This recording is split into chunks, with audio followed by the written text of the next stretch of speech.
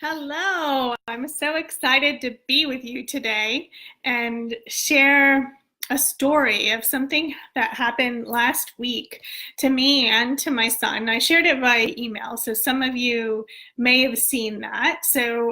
What I'm going to do is briefly go over what happened because there were some great lessons that we learned, but it was a really tough experience. So what happened is, my son is almost well, he's 16, right? He just turned 16 in December, and he was really excited on February 4th to go get his driver's license. So what happened is, we go there, we got all our papers in order, and we think everything's fine. We've checked, my husband's checked, my son has checked. We're all pretty detail oriented, so we thought everything is fine. And we get there, and the guy's looking through our paperwork, and we're so excited. We're making all these plans for my son driving, and he's so excited. He's got his new car, and it's his freedom, it's my freedom, and the guy says, well, I don't see a certificate here from your driving school that says you completed your hours. And we thought that they'd been writing on the permit the hours he'd completed and signing it. And there was no mention anywhere of this certificate. I think because usually they just give it to you, and it's not something people mention because it's not usually forgotten, because it's a pretty important component of finishing with the driving school. So we didn't have that certificate, and they wouldn't let us get it faxed there or anything. So here we are, and he couldn't take his test that day. And I just watched my poor child just feeling so sad and really, really crushed. And I adore him so much. And it's so hard for a mother, to watch her child just have a hard time and struggle and not really, and just feel that pain. And so I did the best I could with the situation, and the earliest we could get was the 28th for another time for him to take the test, because everything's so booked up in Orange County, California, Riverside, LA, like everything was booked up. It was the soonest we could get was in East Riverside County on the 28th. And for 24 days feels like a really long time to a child. So I went with him to, I drove him home because he was so sad. He didn't want to drive. And on the way home, I told him a story, because I guess life was presenting us with this disappointment, this challenge. And that was what life was serving up that day. And life served up this terrible disappointment to this man I'd watched after the canyon fires. We had several fires here that we could actually see from our backyard here in Orange County, California, Canyon Fire 1 and 2. And that happened in fall of 2017. And I saw this footage of a man who was basically, he was standing in front of the site where his house had burned down. And he was being interviewed, and he shared that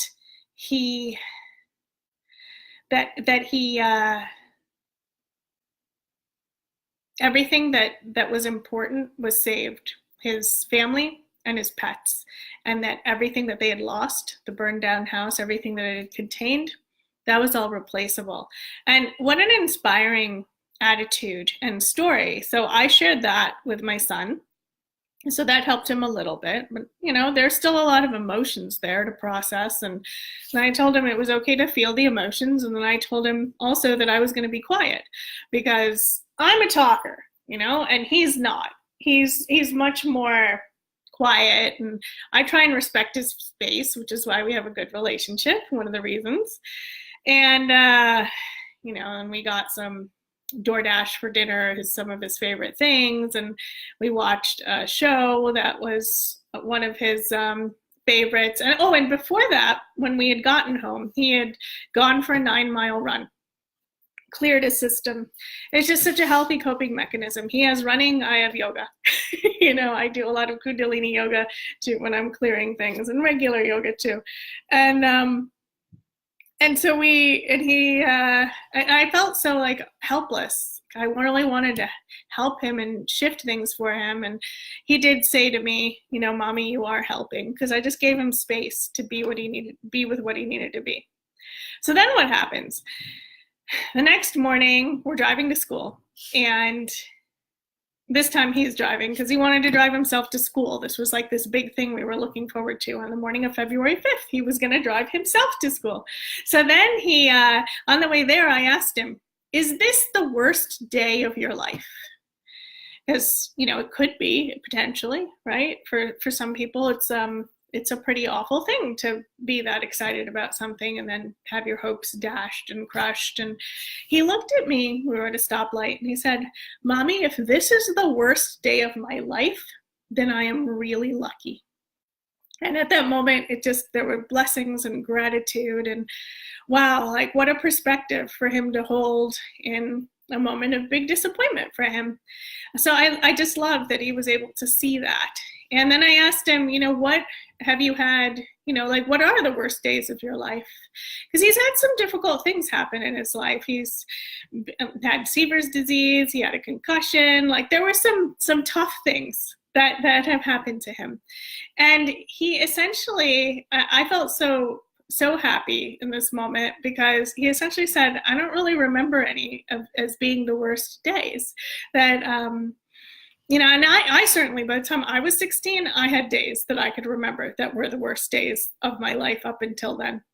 And it just made me so happy that even in his moment of sadness, it wasn't like, oh my God, this is the worst day of my life, or, you know, wallowing in self-pity, that he could still see that even though he was hurting, that he could see the perspective of, wow, there's so many people who have it worst, much worse than this. And this is not that bad, even though it sucks for me right now. And oh, Rita, you're here. Awesome. Yeah, you too by 16. I love it. And yeah, so then I went on to, yes, he had gratefulness. Yeah. And yeah, I love that too. And I was really impressed with that because I don't know, sometimes in my crushed moments, I don't necessarily have that kind of gratitude, not in that moment or not within a day of it. So he's my teacher a lot of the time too, and the way he handles things and his emotions. And it's amazing because I tend to be more on a roller coaster, and I've had to do a lot of things to calm down my system. And yeah, so it was pretty amazing. So then I take his car, and then I go park I park myself in the Starbucks, camping out until that place opens driving school to give me that damn certificate. And then I'm sitting in Starbucks, like, okay, let me just try the DMV, even though I've tried online, there's nothing available. I tried the night before. I go in and I try it. And I checked everything, nothing was available. Just nothing. And I mean, it was all first week of March by this point, or March 7th and beyond. And maybe in like a remote area of San Diego County, which is over an hour away from us, I could find something earlier, which maybe I'm crazy enough, Mom, I would have done that for him. And then I had this intuition, let me just check one more time. So I checked for Santa Ana, and that's a DMV that's actually not far from us. And lo and behold, oh my God, there was something February 7th at 9 a.m. And I couldn't believe my eyes. I was like, does that say February? Does that really say February? You know, and I grabbed that up right away, and it was a miracle because this was now February 5th, and that was just 2 days away. So really, you know, it was being delayed by 3 days, which in the scheme of things is much less painful than 24 days. So it was amazing the way it turned out, and it was a miracle that we created. And it was miraculous, that moment of going there and checking it out. And hi, Karina, it's so wonderful to see you. And yes, I kept the vision, and I took action. And yeah, so this brings me to exactly like the 5 keys to resilience when you're facing challenges and disappointments, so that you can also create miracles in your business and life. Because the truth is that we're all going to have challenges. We're all going to have disappointments, and it's, you know, how do you navigate them? So I learned a lot of lessons from this experience, as did my son. And part of it was of course, it's number one, it's really important to feel your feelings and not spiritually and emotionally bypass, right? Because there's so much of that can go on inside of this spiritual community of like, you're just supposed to be a certain way. And so you just show up that way and pretend that you don't have these emotions. Our emotions are beautiful and they contain a lot of information. And then they're also sometimes from the past and old stuff, and they just need to clear. So when they come up, welcome them and let them clear, right? And then Rena, you already pointed out, like the gratitude, having gratitude for what you have, even as the emotions are clearing out, right? And appreciating, like my son did, like, hey, if this is the biggest problem and the worst day of my life, I'm so lucky, right? And to even, because anyone who's listening to this or has the capability of listening to this, you're luckier than so many people in the world, right? So if something crappy happens in your day, then it's just great to look at that outside perspective, but not take the gratitude and then be like, okay, now I don't have a right to feel upset. It's important to feel the gratitude and allow your upset. So the first was feel your feelings. The second is gratitude for what you have. And then the third, which which was hard for me to see, and it was hard for him to see, because sometimes you have these attachments that come up, and they basically they sneak up on you. Like, we didn't realize how attached we were and how excited we were about this actual appointment and him getting his license, because we just had this assumption that, oh, well, of course it's going to happen. But then when it didn't happen, here I am, I practice neutral mind. I do a lot of spiritual work, and this attachment had gotten by me. I did not realize how attached I was and how attached my son was. So it's like, if once you get disappointed, then being honest with yourself about how attached you were, because that's a huge part of why you get disappointed, is because you have an attachment as to how things are going to look. And somehow, for me at least, that brings a piece of like, oh, I created this disappointment loop for myself because of my attachment. And not beating myself up like, oh my God, I think I'm so aware, and how the hell did I end up with this attachment? That thought ran through my head. But where I ended up with it was much more of like, oh, interesting. There was an attachment. That's what's creating this pain. And I got to have a beautiful conversation with Vijay, my son, around attachment as well. Like, yeah, this is something that will happen to you in your life. You get attached to things. I even had fun conversation with him about heartbreak and how, like, yes, it felt like his heart was broken because this had happened. But that if his heart ever did get broken by a girl, that it was going to be a worse pain than he was feeling that day, likely. And so that was kind of a fun conversation. That's a side note. Okay, so that was number 3, being honest about your attachment that created the disappointment. And then the fourth is, and it doesn't have to go in this order, by the way, I just came up with 5 things that I thought were really important. The fourth one is the energy clearing and the resting and the refreshing and really moving the energy, which is different. It can be part of feeling the feelings, but feeling the feelings kind of, it's a little different. And what I mean by this is, like, my son went for a 9-mile run. That cleared actually the energies and the emotions from his body, right?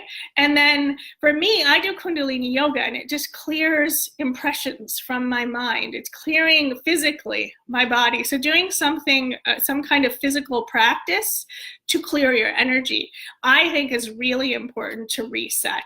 Because if you just stay up here and try and figure it out, the emotions are still lodged in your body. So it's like releasing those toxins, right? And then I think, I don't know who it was that pointed it out now, Karina or Rena here, but yeah, then this allows you to get present and grounded and problem solve. Like, if I had still been in my upset or feeling sorry for myself or my son, or having a tantrum with the driving school, like, how could you do this to us?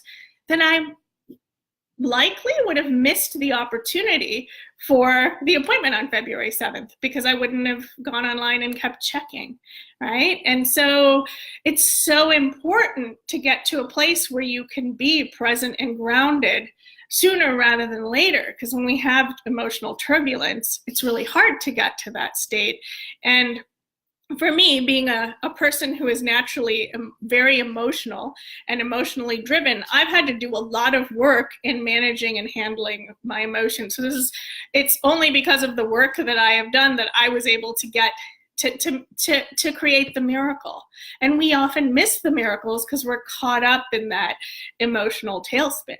So that's what I wanted to share today. And, if any of you were still on, I was looking at my list here. So yeah, I think Karina and Rena, you're still on. Do you have any questions? Is there anything else that let's see. Yeah, run is like meditation, says Rena. And you used to run at that age too. Yeah, that's great. Yes, and wonderful. Well, it's Rena saying, "Oh, Vijay's so cute about the heartache." Yeah, I told him that if that maybe he'd get lucky and he'd fall in love with a girl and marry her and never get his heart broken. But in the case that doesn't happen, then it's likely at some point he's going to go through heartbreak, which will likely feel worse than this did, even if he doesn't recognize that yet. So it was really a fun opportunity. Like, now that I look back at the whole week and the experience, it was very emotionally draining, and even having to get ready for the test again on Thursday, and of course he passed. Thank God. That would have sucked if we went through all of that and then get to Thursday morning and somehow they fail him, because he's a really good driver, but you never know at the DMV. And those the man who took him on the driving test actually looked kind of unhappy.